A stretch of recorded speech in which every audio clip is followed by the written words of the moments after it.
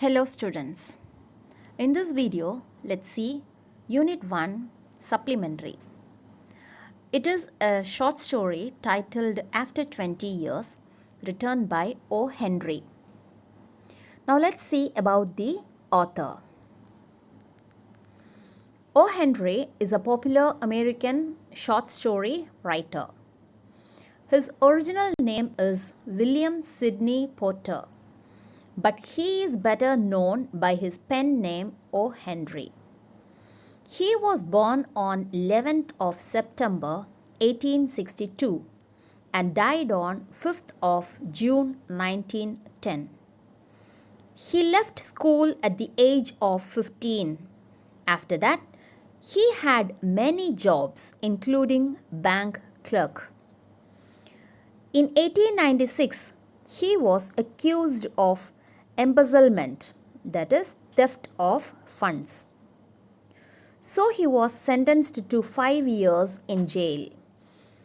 While in prison, he began writing short stories and changed his name to O. Henry.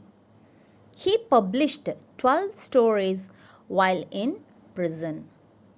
His prolific writing period began in 1902 in New York City, where he wrote 381 short stories. O. Henry's short story After 20 Years was first published in the Sunday edition of the New York World in 1905. This story has been republished in many short story collections. His short stories are known for wit, wordplay, and clever twist endings. He wrote nearly 600 stories about life in America. A few of his other popular short stories are The Gift of Magi, The Cop and the Anthem, The Ransom of Red Chief, The Skylight Room, A Retrieved Reformation, and The Third Ingredient. Now let's get into the lesson. After 20 Years is a short story about two best friends, Jimmy Wells and Bob, who decide to go down different paths and make an agreement to meet in the same place after 20 years. In this short story, there are two main characters. They are Jimmy Wells, a policeman, Silky Bob, a criminal. They both were childhood friends. But at one point of time, Bob left New York to pursue his fortunes in West. So Bob went to West to earn money. Eventually, the two friends lost touch. Nevertheless, they had promised to meet each other after 20 years at the appointed meeting time and location. The story opens with a cop walking around the deserted streets. Deserted is without people.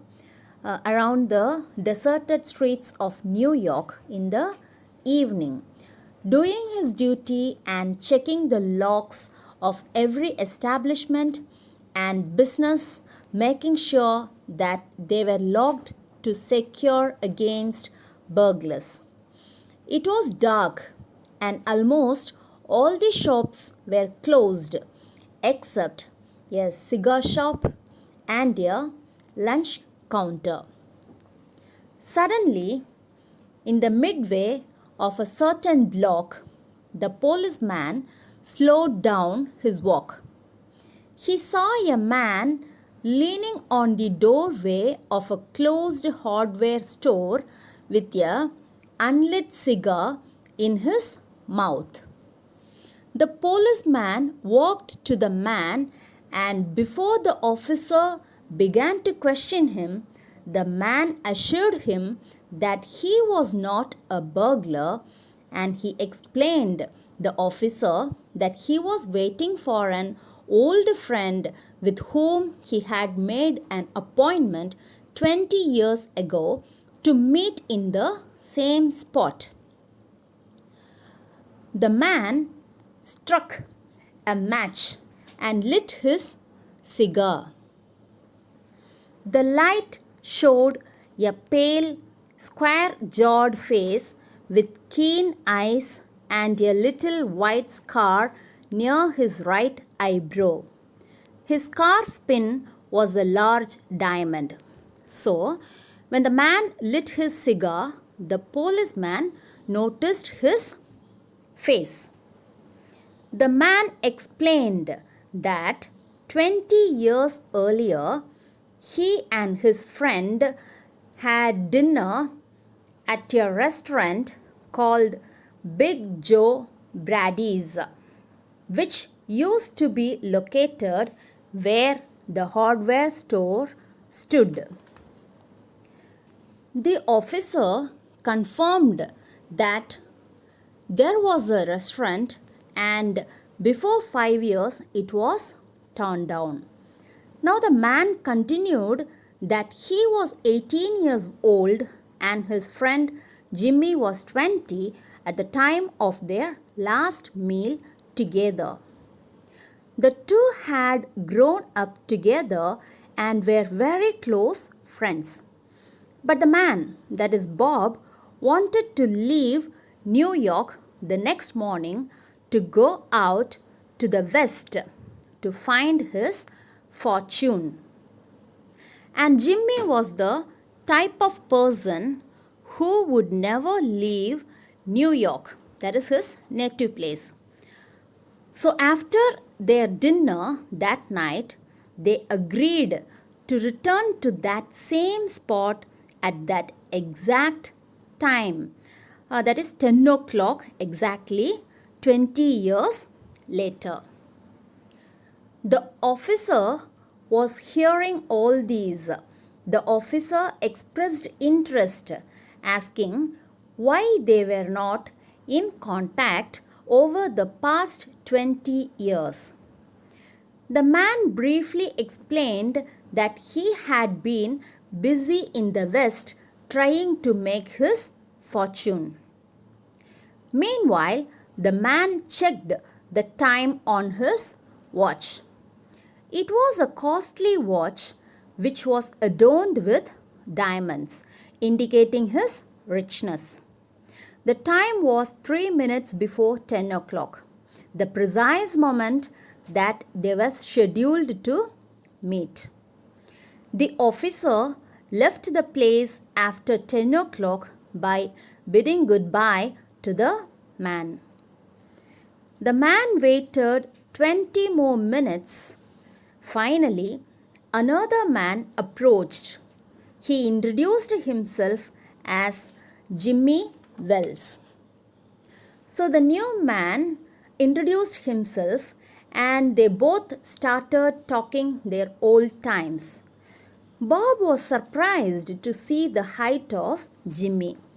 He said that he had grown by 2 or 3 inches. The two men started walking arm in arm.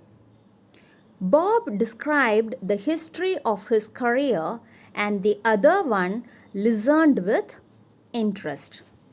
At the corner, there was a drug store with electric lights. When they turned simultaneously to each other to see each other's face, the man from the west stopped suddenly and released his arm. Bob confirmed that the man was not Jimmy Wells. Bob explained that though a man can change much in 20 years, the shape of his nose could never be changed from a Roman to a pug. So Roman nose, gives the appearance of being curved or slightly bent. So this is, Roman nose. Pug nose, a short nose with its tip turned upwards. So he says that in this 20 years, a man can change, but the shape of his nose cannot be changed. Now, the other man accepted that he was, in fact, a plainclothes police officer. Plainclothes or ordinary clothes owned by a police officer while on duty, that is, without uniform. And he called Bob as Silky Bob, and Silky Bob was arrested. So actually he was a criminal very well known by the Chicago police as Silky Bob. The Chicago police were searching him and he was caught now. The plainclothes police officer gave him a letter before taking him to the police station. The man from the west unfolded the letter handed to him. His hand was steady when he began to read, but it trembled a little by the time he had finished. Let's see what was in the letter. Bob, I was at the appointed place on time. When you struck the match to light your cigar, I saw it was the face of the man wanted in Chicago. Somehow, I couldn't do it myself, so I went around and got a plainclothes man to do the job. Your friend, Jimmy. So Bob learnt from the letter that the police officer whom he had met earlier was Jimmy, his old friend. Jimmy Wells identified Bob as the most unwanted criminal, but he didn't want to arrest his friend, and so he sent another police officer to do the work. So here, for Jimmy Wells, duty was more important than friendship. Thank you.